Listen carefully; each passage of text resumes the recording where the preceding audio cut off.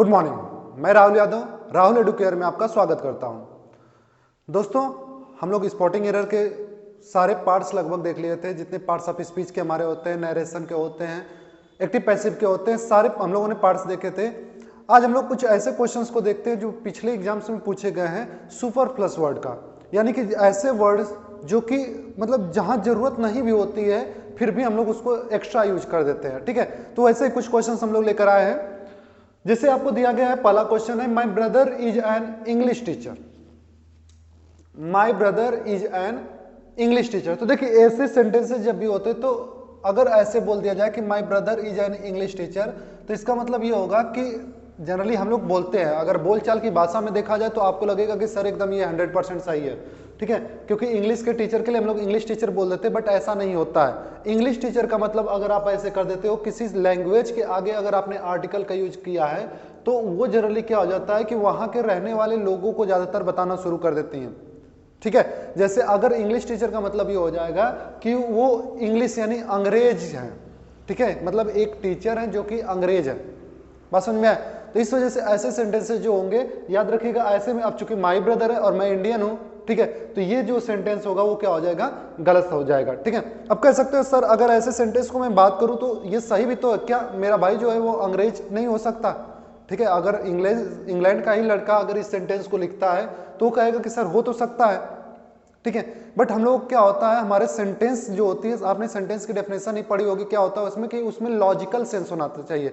कुछ किताबों में हालांकि आप देखेंगे कि वहां पे क्या लिखा रहता है, वहां पे लिखा रहता है कि group of words having complete sense. तो कंप्लीट सेंस जो होता है, सेंस जो होना चाहिए वो लॉजिकल होना चाहिए, इस बात को ध्यान रखना पड़ेगा आपको। ठीक है, अब चूंकि हम लोग इंडिया में बातें कर रहे हैं, माई ब्रदर है, तो यहाँ के लिए हिसाब से आपको क्या होगा कि ये मेरा भाई जो है, चूंकि मैं इंडियन हूं तो मेरा भाई अंग्रेज तो हो नहीं सकता। ठीक है, तो इस वजह से यहाँ पे आपका सेंटेंस क्या बनेगा, जो ये इंग्लिश टीचर है ना, ये गलत माना जाएगा, यानी कि क्या हो जाएगा, is a teacher of English. Is a teacher of English ऐसे होता है।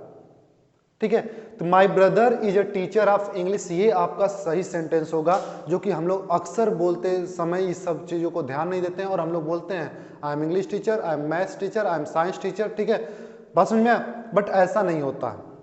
ठीक है, जैसे स्कूलों में भी आप लोगों ने देखा होगा, वहां पे कहा जाता है कि इंग्लिश टीचर कौन है, मैथ्स टीचर कौन है। ठीक है, बट चलिए मैथ्स टीचर तो फिर भी एक तरीके से आप एज्यूम कर सकते हो, चीजों को समझ सकते हो, but English teacher, Hindi teacher, Hindi भी आपके इंडिया के लिए हो सकता है, ठीक है ना, बट दूसरे जो लैंग्वेजेज होते हैं वहां पे के लिए थोड़ी सी चीजें क्या होंगी, यहाँ पे गलत हो जाती हैं। वहां पे इंग्लिश टीचर नहीं होता है और टीचर ऑफ इंग्लिश होता है। बात समझ में आया?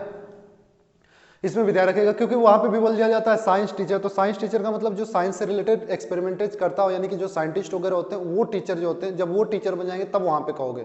ठीक है, बट ऐसे नॉर्मली स्कूल में जो टीचर पढ़ाएंगे, तो ज्यादातर टीचर जो नॉर्मल स्कूलों की हम लोग बात करें तो वहां पे क्या होता है कि साइंस टीचर जो होते हैं वो साइंटिस्ट नहीं होते हैं। ठीक है, तो ऐसे जगहों पे हम लोग साइंस टीचर भी जो कहते हैं वो गलत कहते हैं। ठीक ना, तो यहाँ पे क्या होगा, और टीचर ऑफ इंग्लिश होता है, कभी भी इंग्लिश टीचर नहीं होगा। इस बात को ध्यान रखिएगा, ये क्वेश्चन पूछा गया है एसएससी में। ठीक ना, तो इसको ध्यान रखिएगा। नेक्स्ट देखिए, all the members of the board are kindly requested to appear in the next meeting. जैसे आप लोगों ने देखा होगा जनरली जब हम लोग एप्लीकेशन लिखते हैं, ठीक है, तो it is requested kindly grant me leave. कुछ बच्चों का मैंने देखा है ऐसे वो सेंटेंसेस भी लिख देते हैं, it is requested kindly grant me leave. ठीक है, तो काइंडली और ग्रांट, सॉरी रिक्वेस्टेड, ये दोनों सेम वर्ड होते हैं। काइंडली और रिक्वेस्ट जो होता है, ये दोनों क्या होते हैं, सेम वर्ड होते हैं। तो एक ही बार में दो दो वर्ड सही नहीं होते हैं। ठीक है, दो दो एक ही सेंस के लिए वर्ड जब हम लोग यूज करते हैं तो वो गलत माने जाते हैं। यानी कि आप या तो ये कह सकते हो क्या, all the members of the board are requested to appear in the next meeting, ऐसे बोल सकते हो, या तो आप बोलोगे all the members of the board are kindly to appear in the exam. चूंकि काइंडली क्या है आपका एडवर्ब है, तो इसका मतलब प्लेस जो होगा उसको चेंज करना पड़ेगा हमें। ठीक है, तो बस इस चीज को ध्यान हमें रखना है कि हमें क्या लगाना होगा, कोई एक लगाना होगा। जब भी आप यूज करिएगा तो वहां पे क्या करिएगा, काइंडली और रिक्वेस्टेड दोनों एक साथ मत लगाइएगा। ठीक ना, वहां पे क्या करिएगा आप, या तो रिक्वेस्टेड बोलिएगा या तो काइंडली। हालांकि जैसे यहाँ पे काइंडली की बात ये हो गई है कि काइंडली यहाँ पे एडवर्ब की तरह है, रिक्वेस्टेड जो है वो एडजेक्ट सॉरी मेन वर्ब की तरह हो रहा है। ठीक ना, रिक्वेस्टेड क्या आपका मेन वर्ब है और काइंडली यहाँ पे एडवर्ब है। तो हमें जब ये ऐसे क्वेश्चन दे दिया जाता है, जैसे मान लीजिए कि आपके एग्जाम में क्वेश्चन दे दिया गया ऐसे करके, ए ऑप्शन, ठीक है, ये बी ऑप्शन, सॉरी यहां तक कर दिया जाए बी ऑप्शन, ये सी ऑप्शन और इधर डी और ई में नो एरर कर दिया जाए, ठीक है, तो उस समय आप तो कहोगे सर जी इसको भी हटा दे सकते हैं, इसको भी हटा सकते हैं, यानी कि ऑप्शन नंबर बी को भी हम गलत कर सकते हैं और ऑप्शन नंबर सी को भी गलत कर सकते हैं। लेकिन ऐसा नहीं है, कंडीशन ये है कि हमारा जो यहाँ पे आर है, ठीक है, हमको क्या चाहिए यहाँ पे, क्या हमको एडवर्ब चाहिए या फिर हमको क्या चाहिए, वर्ब चाहिए। इस चीज को ध्यान रखेगा, जिस कंडीशन में जहां पे होगा उसी को हम लोग इस्तेमाल करेंगे। यानी कि हमको यहाँ पे क्या चाहिए, आर रिक्वेस्टेड, यानी हमको वर्ब चाहिए, तो वर्ब चाहिए तो हम काइंडली को हटाएंगे। अगर यहाँ पे एडवर्ब चाहिए होता तो हम काइंडली लगाते, रिक्वेस्टेड को हटाते, ठीक है। तो उस सेंटेंस डिसाइड करेगा, उस सेंटेंस में देखने के बाद आप खुद डिसाइड करिएगा कि हमको क्या चाहिए, वर्ब चाहिए कि एडवर्ब चाहिएगा। बात समझ में आए? तो यहाँ पे चूंकि हमें क्या चाहिए, हमें चाहिए यहाँ पे वर्ब, इसलिए ये काइंडली जो होगा यहाँ पे नहीं लगेगा, ठीक है ना। नेक्स्ट देखिए, Pakistan support to the terrorist of India should be universally condemned by all. तो Pakistan support to the terrorist of India should be universally condemned by all. तो ठीक है, यहां पे भी देखिए सुपर प्लस वर्ड में अगर देखा जाए तो यहाँ पे क्या यूनिवर्सली है, ये तो खुद यूनिवर्सली खुद क्या होता है, वर्ल्ड वाइड होता है, क्या होता है, वर्ल्ड वाइड होता है, ठीक ना, वर्ल्ड वाइड होता है। अब ऐसे केस में जब हम वर्ल्ड वाइड की बात कर रहे हैं तो फिर यहाँ पे बाई ऑल लगाने का आप बताओ कि क्या लॉजिक होगा, है ना। जब हम लोग खुद कह रहे हैं कि पूरी दुनिया में कंडेम किया जाना चाहिए, तो फिर पूरी दुनिया के अलावा बचा कौन जिसको हम बाई ऑल करके और लगा रहे हैं, ठीक है। तो यह क्या हो जाएगा आपके पास, फिर वही ऑप्शन आपके पास है कि यूनिवर्सली लिखिए, यानी कि Pakistan support to the terrorist of India should be universally condemn, ठीक है, इतना लिखिए। या फिर लिखिए Pakistan support to the terrorist of India should be condemned by all, ठीक है। ये आपका दोनों सेंटेंस यहाँ पे सही हो जाएंगे, यानी दोनों में से कोई एक यूज करेंगे तब भी वहां पे सही हो जाएगा, ठीक है। अब वही बात है कि हमको प्रायोरिटी क्या देना है। यूनिवर्सली अगर हम लोग देखें तो यहाँ पे कंडेम के लिए हम लोग लगा दिए, ठीक है, यूनिवर्सली। तो आप हालांकि यूनिवर्सली भी बोला जा सकता है और बाय ऑल, मतलब सबके द्वारा भी किया जाए या फिर पूरे वर्ल्ड वाइड कर दिया जाए, बात एक ही होगी, ठीक है। तो ऐसे सेंटेंस को ध्यान रखिएगा। Within an hours journey we will approach near to Patna. इसमें देखिए within an hours journey, ठीक है, we will approach near Patna. तो देखिए अप्रोच का मतलब होता है क्या, अप्रोच का मतलब होता है to go near, to go near, ठीक है। तो मतलब खुद पास जाने की बात क्या होती है, ये जो वर्ड नियर होता है ये अप्रोच के अंदर खुद मिला रहता है, ठीक है, यानी इसकी अंडरस्टूड मीनिंग इसी के अंदर होती है, ठीक है, इसी में समाहित होता है। तो इसलिए हम लोग क्या करेंगे, ये नियर जो होगा ना इसको हटा देंगे, क्योंकि अप्रोच के अंदर खुद नियर है और तो हमको दो बार नियर, अगर जरा सोचिए इसको हम सुधार के लिखे क्या, टू गो नियर। अगर अप्रोच की जगह हम लोग इसके मीनिंग लिखे टू गो नियर और फिर से यहाँ पे करें नियर, तो कैसा लगेगा, to go near near Patna, ठीक है। अब ये गाना थोड़ी है कि तेरा तेरा तेरा, ठीक है। तो इस तरह इसको ध्यान रखिएगा। यहाँ पे क्या होगा आपका, टू गो नियर खुद यहाँ पे है इसलिए यहाँ पे नियर नहीं रहेगा। नेक्स्ट देखिए, supposing if all your problems had been solved what would you done, what would you have done. तो यहाँ पे क्या है, supposing if all your problems had been solve. तो देखिए यहां पे भी आपको क्या दिख रहा है, सपोजिंग खुद सपोज करने के लिए एज्यूम करने की बात किया जा रहा है ना, खुद सपोज किया जा रहा है। और इफ भी क्या होता है, ये भी एज्यूम ही किया जाता है। एज्यूम क्या होता है, एक कंडीशन बताता है कि अगर ऐसा हो तो, है ना, अगर ऐसा हो तो फिर वही बात है, सपोज भी करते समय तो हम तो यही मान के चलते हैं ना, अगर ऐसा हो तो, ठीक है। तो इन दोनों केसेस में याद रखिएगा, supposing all your problems had been solved what would you have done, ये सही हो सकता है। या फिर आप लिख सकते हो if all your problem had been solved what would you have done, ठीक ना। तो दोनों में से कोई एक होगा, इस चीज को ध्यान रखिएगा। या तो आप सपोजिंग लगाएंगे तो इफ हटाएंगे और इफ लगाएंगे तो सपोजिंग हटाएंगे, इसको ध्यान रखिएगा, ठीक है। नेक्स्ट देखिए, when he lent me some books he asked me to return them back by the end of the month। तो देखिए फिर से, when he lent me some book, उसने मुझे जब बुक दिया, he asked me to return, तो return का मतलब क्या होता है, गिव बैक। रिटर्न का मतलब क्या होता है, गिव बैक, ठीक है। तो टू गिव बैक जब इसी का मतलब हो गया तो आखिर फिर से हमको बैक लगाने की क्या जरूरत है, जब हम लोग फिर से बैक आ गया, मतलब ऑलरेडी जो रिटर्न का मतलब ये होता है गिव बैक, तो वापस देने का मतलब जब रिटर्न हो ही गया तो वापस देना, वापस क्या मतलब होता है, ठीक है। तो यहाँ पे भी ये सुपरफ्लस है, यानी कि यहाँ पे भी आपको बैक का इस्तेमाल नहीं करना होगा, ठीक है। तो इसे आप लोग स्क्रीनशॉट ले लीजिए, फिर हम लोग कुछ और ऐसे ही क्वेश्चन देखते हैं, ठीक है। आइए कुछ और क्वेश्चन देखते हैं। ही denied that he was not present on the spot of the occurrence. तो देखिए जनरली होता क्या है कि जब ऐसे सेंटेंसेस हम लोग बोलते हैं ना, तो बोलते समय हमें अच्छा लगता है, ठीक है, बट इसको जरा ध्यान से आप देखिए, ही denied that he was not present on the spot again. तो देखिए जो डिनाइड होता है, डिनाइड का मतलब ये क्या होता है, मना करना, ठीक है, इनकार कर देना, ठीक है। तो अब इसमें अगर कह दिया जाए, तो अगर इस सेंटेंस को आप लिख रहे हैं ना, तो इसका मतलब ये हो गया कि वो वहां पे नहीं था, इसके लिए मना कर दिया, मतलब वो वहां पे था।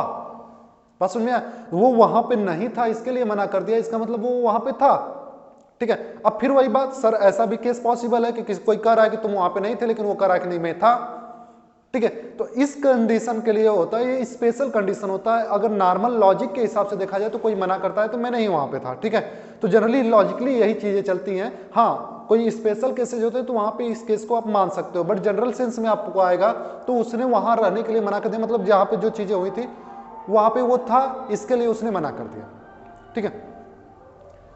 तो क्या होगा, ही denied that he was present होगा, ये नॉट शब्द जो होगा ना ये हट जाएगा, क्योंकि उसने वहां पे वो था, इसके लिए उसने मना कर दिया, कि मतलब वहां पे वो नहीं था, ठीक है। बात समझ में आई? नेक्स्ट देखिए, the CM said that it was his decision and that nobody could get it changed, ठीक है। तो द सीएम सेड दैट, तो दैट यहाँ पे इससे साफ लग रहा है क्या, एक तरीके से इनडायरेक्ट की तरह, तो ये सही है, ठीक है। इट वाज हिज डिसीजन, तो ये क्या है आपका एक sentence, it was his decision and nobody could get it changed, ये दूसरा सेंटेंस हो गया, ठीक है। और दो सेंटेंस को जोड़ने के लिए आपको यहाँ पे दो दो ठो कंजंक्शन दे दिया गया है ना। तो क्या है, गलत है। जितने सेंटेंसेज हमें जोड़ने, जैसे दो सेंटेंस जोड़ना है तो एक कंजंक्शन चाहिए, तीन सेंटेंस जोड़ना है तो आप कॉमा करके भी एक काम कर सकते हैं, या फिर दो कंजंक्शन का यूज कर सकते हैं अगर अलग सेंस दे रहे हो तो। बट इस केस में क्या है, एक ही मतलब दो ही सेंटेंस को जोड़ना है, जहाँ पे एक कंजंक्शन चाहिए वहां पे दो कंजंक्शन हो गया, तो ये कंजंक्शन क्या होगा, हट जाएगा, एंड आएगा। आप कहोगे सर एंड हट जाए तो, ठीक है। आप बताइए, देखिए एक्चुअली में क्या होता है कि जो दिस और डैट होता है, जनरली आप डैट को समझ लो, डैट जब होता है ना तो ये प्रोनाउन की तरह भी काम करता है और कंजंक्शन का भी काम करता है, ठीक है, कंजंक्शन का भी काम करता है। तो याद रखिएगा जब इस कंडीशन में इसको कंजंक्शन का यूज करेंगे तब यहाँ पे होगा, बट नोबडी यहाँ पे ऑलरेडी सब्जेक्ट के रूप में दे दिया गया है, और दोनों क्या है, लगभग एक जैसे सेंटेंसेस हैं, मतलब सिंपल सेंटेंस के तौर पे ही है, ठीक है। यहाँ पे कोई कंट्राडिक्शन नहीं हो रहा है, कोई दूसरा तरीका नहीं, कोई रीजन नहीं पता चल रहा है, ठीक है, कोई फॉलो नहीं हो रहा है। जैसे होता है एक कंडीशन फॉलो हुआ तो दूसरा सेंटेंस अगर होता है तो वहां वैसे केसेज में हम लोग दूसरे जो कंजंक्शन हमारे होते हैं वहां पे यूज करते हैं। जनरल केसेज में क्या होता है, और कोई कर नहीं सकता, ठीक है, तो वो कब करेगा नहीं करेगा उसका कोई कंडीशन नहीं पता होती, तो ऐसे केस में हम लोग एंड को ही यूज करते हैं। बात समझ में? नेक्स्ट देखिए, my father asked me if I had sufficient enough money to pay the fees. तो आपको साफ साफ दिख रहा है क्या है, सफिशिएंट और इनफ दोनों साथ साथ हैं, ठीक ना। इसमें आपको ज्यादा गलती नहीं समझ में आएगी, गलती का मतलब ज्यादा आप ऐसी गलतियां नहीं करोगे, आपको साफ साफ दिख जाएगा। My father asked me if I had sufficient money to pay या तो इनफ मनी टू पे, इन दोनों में से कोई एक आप हटा सकते हो, ठीक है, कोई एक हटा सकते हो, कोई एक लगा सकते हो। Next, the principal forbade the student not to stage a walkout, ठीक है। तो साफ साफ यहाँ पे क्या आपने इनडायरेक्ट में पढ़ा होगा, ठीक है, फॉरबेड जब लग जाता है तो इसका मतलब ये होता है क्या, मना करना, ठीक है, नॉट अलाउड, इसका मतलब क्या होता है, नॉट अलाउड। फॉरबिड का सेकंड फॉर्म है नॉट अलाउड हो जाएगा, तो जब नॉट अलाउड है तो यहाँ पे क्या होगा, नॉट टू नहीं होगा, यहाँ पे सिर्फ क्या होगा, टू। वैसे भी आपने इनडायरेक्ट में पढ़ा होगा, जब डू नॉट वाले सेंटेंस चलते हैं हमारे इंपेरेटिव में, वहां पे फॉरबिड लगा के टू लगा देते हैं, नॉट को हटा देते हैं, ठीक है, तो वही केस यहाँ पे बन रहा है। नेक्स्ट देखिए, the patient is comparatively better today and I hope that he will recover soon, ठीक है। ये सेंटेंस हम लोग बहुत ज्यादा यूज करते हैं, कंपेरेटिवली बेटर, ठीक है, बट आप ही बताओ, कंपेरेटिवली खुद कंपेयर करने की बात कर रहा है, और बेटर ऑलरेडी कंपेरेटिव डिग्री होता है, ठीक है, तो दो दो कंपेरेटिव वर्ड यहां पे नहीं यूज होंगे, ठीक ना। या तो आपके पास क्या ऑप्शन है, द पेशेंट इज कंपेरेटिवली, ठीक है। कंपैरेटिवली जब यहाँ पे करेंगे तो इसको गुड करना पड़ेगा, क्योंकि कंपैरेटिव डिग्री ऑलरेडी लगा दी है, तो यहाँ पे आपका क्या लगेगा, पॉजिटिव डिग्री लगेगा। यानी the patient is comparatively good today and I hope that he will recover soon. या तो अगर आप कंपैरेटिवली को हटाते हैं तो द पेशेंट इज, तब ये बेटर सही होगा। बात सुन में, कंपेयर जब करना है तो या तो कंपैरेटिवली लिख के गुड लिखिए, या तो कंपैरेटिवली लिख दीजिए, और सॉरी कंपैरेटिवली अगर हटा रहे हैं तो ही बेटर, क्योंकि वो आपको कंपेयर करना है, पहले से अच्छा है। बात समझ में आया? नेक्स्ट देखिए, the candidate requested the chairman to repeat the question again. अक्सर ये सेंटेंसेज आपने सुना होगा, जैसे हम लोग जब स्कूल में क्लासेज में रहते हैं तो वहां पे बच्चे जनरली कहते हैं, कुछ जब उनको कुछ बोलिए तो वो क्या कहते हैं, सर रिपीट अगेन। ठीक है, तो रिपीट अगेन क्या है, रिपीट मतलब क्या होता है, रिपीट मतलब क्या होता है, टू से अगेन, या फिर इसका मतलब और क्या होता है, टू डू अगेन, मतलब दोबारा करो, है ना। तो टू से अगेन कहा जाए या टू डू अगेन कहा जाए, जब अगेन यहां पे कह ही दिया गया तो यहां पे अगेन किस लॉजिक से आएगा। ठीक है, तो यहां नहीं, आपका क्या बनेगा, the candidate requested the chairman to repeat the question again नहीं होगा, क्योंकि अगेन क्या होगा, यहां पे सुपरफ्लस हो जाएगा, उसकी जरूरत यहां पे नहीं है। ठीक है, इसे भी नोट कीजिए, फिर हम लोग कुछ और क्वेश्चंस देखते हैं। आइए कुछ और क्वेश्चंस देखते हैं। A cousin sister of my chairman said that she should like to succeed him when he term over। तो यहां पे तो देखिए साफ साफ आपको दिख रहा होगा, कोई इसमें सोचने वाली बात नहीं है। कजिन, कजिन मतलब ये होता है चचेरा ममेरा फुफेरा भाई या बहन। ठीक है, तो यहां पे सिस्टर लगाना ये जो सुपरफ्लस हो जाएगा, इसका मतलब नहीं रह जाएगा। ठीक है, हाँ एक चीज और ध्यान रखिएगा, जो कजिन होता है ये हो सकता है कि सिस्टर भी हो जाए और ब्रदर भी हो जाए, ये डिपेंड करता है कि हमारे सेंटेंस में क्या है। ठीक है, सेंटेंस में जो हमारा सब्जेक्ट होता है, जो उस सब्जेक्ट के लिए हम लोग प्रोनाउन का इस्तेमाल करते हैं, उसके ऊपर हम लोग डिसाइड करते हैं कि ये कजिन में ब्रदर को बोला जा रहा है कि सिस्टर को बोला जा रहा है। ठीक है, जैसे अगर आप नॉर्मली देखो तो यहां पे क्या है, she should like to succeed him when his term expired. तो यहां पे क्या है, शी होता है ना, तो शी ये बता रहा है कि वो कजिन जो है ना वो सिस्टर के लिए बोला गया है। ठीक है, बाकी जो ऐसे है तो सिस्टर आप नहीं लगा सकते हो, सिस्टर जो होता है ये सुपरफ्लस होता है, हमेशा कजिन होता है। ठीक है ना। नेक्स्ट देखिए, this is the new book which my father bought it. ठीक है, तो देखिए ऐसे सेंटेंसेस को जरा समझिएगा, जैसे this is the new book, ये हमारा एक सेंटेंस है। ठीक है, माई फादर बॉट इट ये दूसरा सब्जेक्ट है। ठीक है, अगर इतना ये अलग अलग लिखना होता तो this is the new book my father bought. ठीक है, क्योंकि ये क्या किया जा रहा है, ये बताया जा रहा है, इसी बुक के बारे में बताया जा रहा है ना, this is the new book, यानी ये वही नई बुक है जिसके बारे में ऑलरेडी बताया जा चुका है, विच जो क्या, माई फादर बॉट, फिर से इट कह देना। ठीक है, क्योंकि this is the new book, ये वही किताब है जो मेरे पिताजी ने खरीदा था, सिर्फ इतना बोला जाएगा, ये थोड़ी ना बोला जाएगा कि ये वही किताब है जो मेरे पिताजी ने खरीदा था इसे। ठीक है, सिर्फ इतना लिखा जाता माय फादर बॉट इट तो सही था, लेकिन जब इसके साथ ये क्लॉज को और जोड़ दिया गया है तो ये क्या हो जाएगा आपका, this is the new book. ये द न्यू बुक जो बता रहा है वो बता रहा है किसको, इसको ऑलरेडी रिफर करने के लिए विच लगा हुआ है। ठीक है, इसलिए यहाँ पे इट जो होगा वो यहाँ पे सुपरफ्लस हो जाएगा, इसको आपको नहीं यूज करना है, इस बात को ध्यान रखिएगा। नेक्स्ट देखिए, the thing what you like is not available here. ठीक है, तो देखिए अगर इतना नॉर्मली रहता यू लाइक, ठीक है, यू लाइक व्हाट, तो व्हाट का जवाब आएगा आपको द थिंग, यानी यू लाइक द थिंग जो तुम्हें पसंद है। ठीक है, अब ऐसे कंडीशन में ये क्या है, व्हाट का जब ऑलरेडी रिप्लाई होता है तो व्हाट हमेशा क्या पूछता है, हमेशा ये ऑब्जेक्ट को पूछता है। व्हाट जब भी हम लोग लगाते हैं तो हमेशा क्या करता है, ऑब्जेक्ट को पूछता है, इसका मतलब इसके अंदर खुद ऑब्जेक्ट होता है तो हमें एक्स्ट्रा ऑब्जेक्ट की जरूरत नहीं पड़ती है। बात समझ में, व्हाट यू लाइक जो तुम्हें पसंद है इज नॉट अवेलेबल हियर, वो यहां नहीं है, सिर्फ काम खत्म।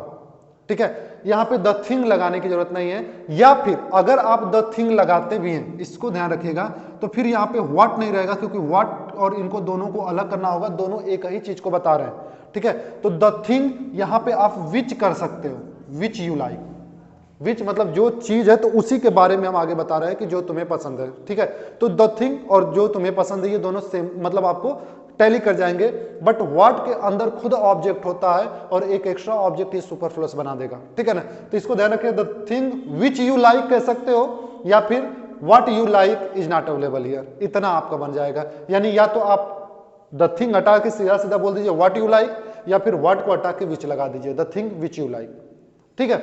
दैट यू लाइक भी हो जाएगा। नेक्स्ट देखिए, she asked me politely where I was going to and what I would go bring for her, ठीक है। तो इसमें देखिए अगर जनरली आप ध्यान से देखेंगे तो कोई गलती नजर नहीं आएगी। She asked me politely where I was going to, ठीक है। हम लोग नॉर्मली क्या पूछते हैं, वेयर आर यू गोइंग, या फिर पूछते हैं where are you going to, ठीक है। टू तब पूछेंगे जब वहां पे पता होगा हमको। जैसे अगर कोई किसी से बातचीत हो रही है कि स्कूल जा रहे हैं, ये कर रहे हैं, तो हम लोग स्कूल के बारे में बात कर रहे हैं तो हम वहां पे कह सकते हैं आर यू गोइंग टू, मतलब टू कहने का मतलब टू स्कूल, वो अपने में अंडरस्टूड हो जाएगा क्योंकि पहले से हम लोग बातचीत कर रहे हैं, ठीक है। नॉर्मली किसी से पूछना है तो हम लोग ये बात नहीं पूछते हैं, वेयर आर यू गोइंग सिर्फ बोलते हैं, where are you going to नहीं बोलते हैं, ठीक है। टू कहने का मतलब टू के बाद कुछ ना कुछ एक आना चाहिए जो कि नाउन होता है, टू अकेले कभी नहीं आता, इसको ध्यान रखिएगा। पूरे सेंटेंस में कहीं ना कहीं उससे रिलेटेड जानकारी होनी चाहिए, समझे बात को। जैसे स्कूल के बारे में मैंने बताया कि स्कूल के बारे में जब आप बातें कर रहे हो या फिर कहीं मार्केट के बारे में कर रहे हो तो बात कर रहे हो तो फिर आर यू गोइंग टू मतलब जा रहे हो, ठीक है। तो जा रहे हो का मतलब ये हो जाएगा कि हम लोग मार्केट के बारे में बात करें तो मार्केट ही जा रहे हैं, ठीक है। किसी शादी के फंक्शन में जाना हो तो वहां पे आर यू गोइंग टू मतलब हम लोग कर रहे हैं कि यार एक इनविटेशन आया है, ठीक है, यहाँ पे शादी का, आर यू गोइंग टू मतलब क्या तुम वहां जा रहे हो, इसके कहने का मतलब ये हो जाएगा, ठीक है। बट जब उसके बारे में कहीं पे पूरे सेंटेंस में नहीं पता हो तो इसका मतलब हम उस टू को नहीं लगाते हैं, ठीक है। तो यहाँ पे क्या होगा आपका, ये टू जो होगा ये सुपरफ्लस होगा, आई was going and what I would bring for हर। तो देखिए अगर ये हर भी नहीं रहता ना तो ये फॉर भी नहीं लगता, ठीक है, बट हर लगा हुआ तो इसके लिए हमको चाहिए होगा तो फॉर लगेगा। Yesterday in the night he came to dinner but ate very little because he was emotionally disturbed, ठीक है। अब इस सेंटेंस में आप अगर देखोगे तो फिर से आपको कोई गलती नजर नहीं आएगी, ठीक है। लेकिन एक चीज ध्यान रखिएगा, हम लोग कभी भी ना यस्टरडे इन द नाइट ऐसा सेंटेंस का यूज नहीं करते हैं, ठीक है। अगर ऐसा कभी करना होता है तो लास्ट नाइट करते हैं,